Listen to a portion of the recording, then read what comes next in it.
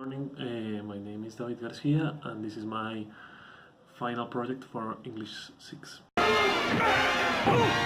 So, for the first task, I selected a picture of the Second World War in which we see how the rising of the Nazi Party was taken into place in a big parade or a big amount of people concentrated around Adolf Hitler, and in the picture we saw that we can see how a big amount of militaries and people that just fool the image, and you see them so little.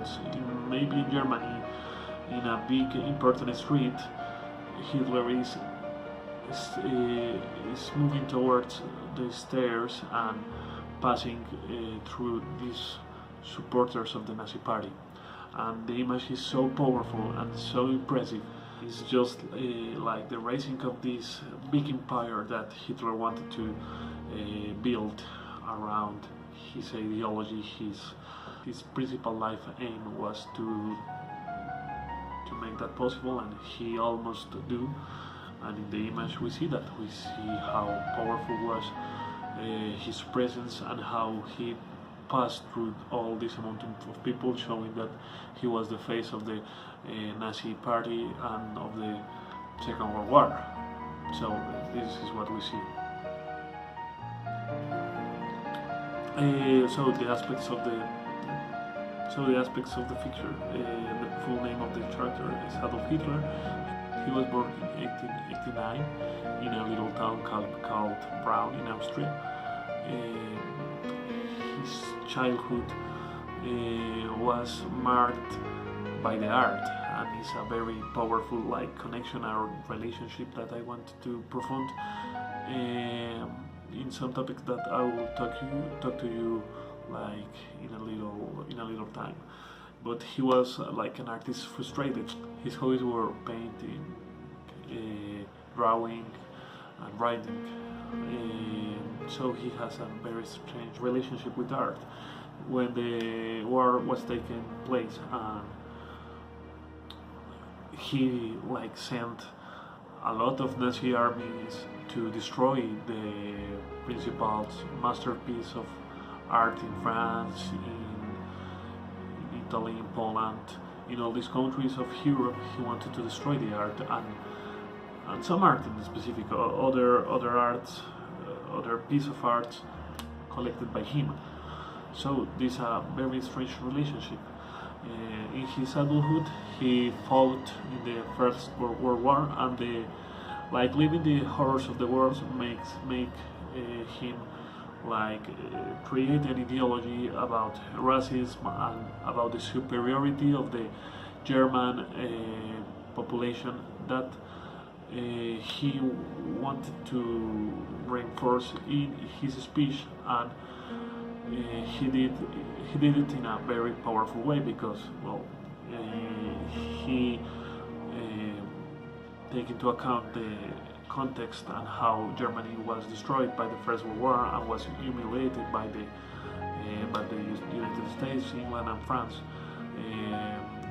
So he took this pain that the humiliation create for the German town and use it in an ideology where they didn't deserve that, and they just have to rise, taking into account that they were a superiority race.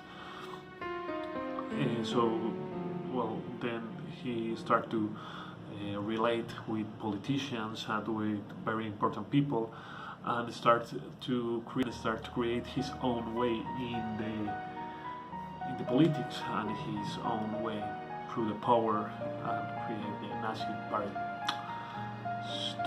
So that is like a context of the picture, and the importance of it is how does showing that overwhelming power that you just can feel watching that, and it's a feeling that is very deep, knowing the consequences that the war has, and how these old people were justifying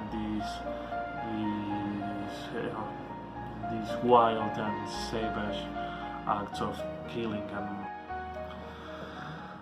I wanted to do a relationship, as I said you before,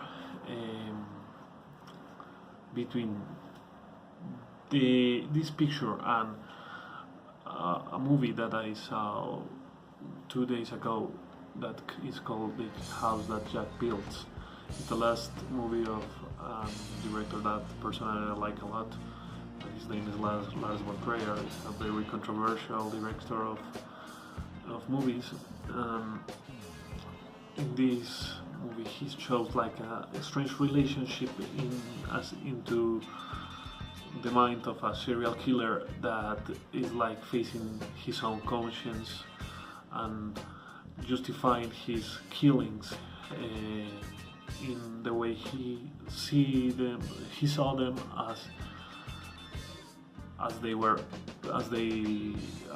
they were just art. So it's a strange relationship between the picture of Hitler and this character that is called Jack, because in a certain way Hitler was an artist, a frustrated artist, and his ideology was like a way of make art, or that is the thing that the movie wants to get deep in, because Jack just talk about icons, and Hitler is like an icon of the society and an icon of in which the humans, the persons, just send his guilt and his most dark thoughts and put in these icons to represents it. So Hitler was created by us, not by himself, according to these ideas. And in The House That Jack Built, we saw that in how Jack wants to do to increase in the ways he do their killings, going more and more dark, more bloody, more miserable killings. So it's an interesting thing to take into account, and it's how an idea, how a person that is not understood by everyone can do so much damage, but it's just like justified for him.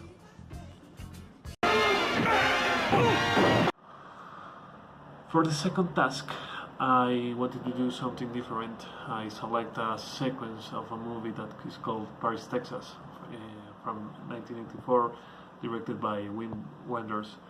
That has some of the most beautiful scenes in the history of the cinema, if you ask me, and is near to the end.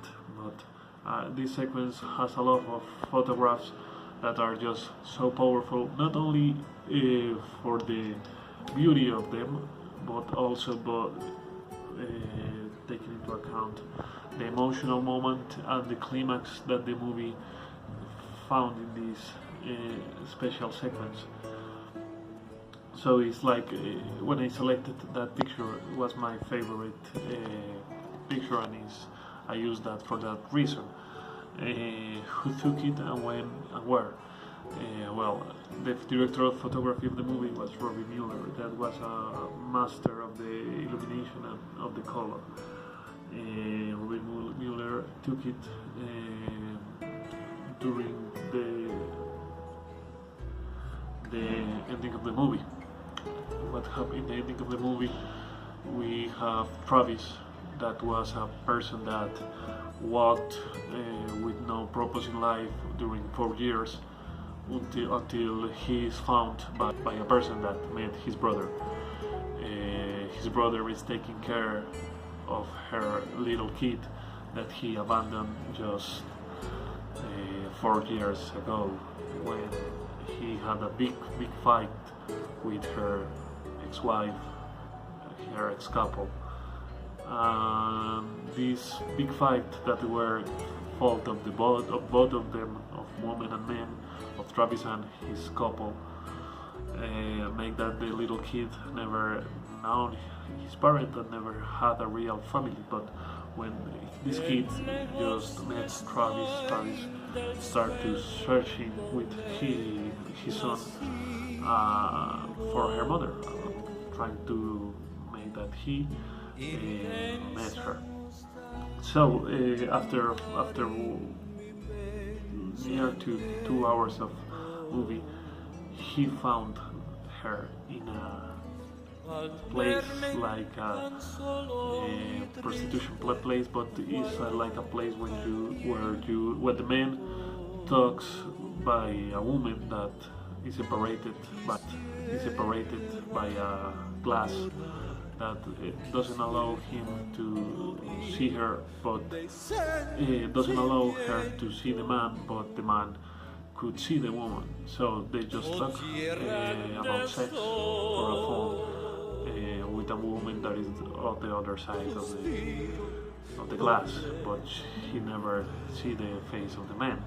So the conversation takes place in that, and it's a conversation of 14 minutes in which Travis start to talk about an history, her history, and the woman is just listen to his history, and the history results to be their own history. He talks about a man that fight with a girl and that had a little kid, and that both of them make things horrible to each other, and how the little kid is waiting for her in a hotel room. So this is a very powerful scene, and this recognition is made in a very brilliant way, because this glass that is separating each other finally make that this big encountering, that this big meeting could take place, because Travis couldn't look at her by the guilt, and she was so devastated when she heard the voice of him and she recognized him. And even when they don't see each other by the glass, they try to do it, and the one recognizing other in a very beautiful picture, a beautiful frame of the movie. And it took a lot of ideas. It took ideas of the pardon of the family. Finally, what this image wants to say is that he recognizes on her and her recognizes on him, and that they just forgive her faults and will try to go on with their life, using taking his children by taking their children by their main preoccupation. So if you saw all the movie, you will see that it's a very strange movie, and the reaction to this scene and this movie is very impacting, especially to this scene, because it's so full of emotions. That is the most powerful moment of the movie, and maybe one of the most powerful moments of all the history of cinema, if you ask me. So that's my second task, and that's all. Goodbye, teacher. Thank you.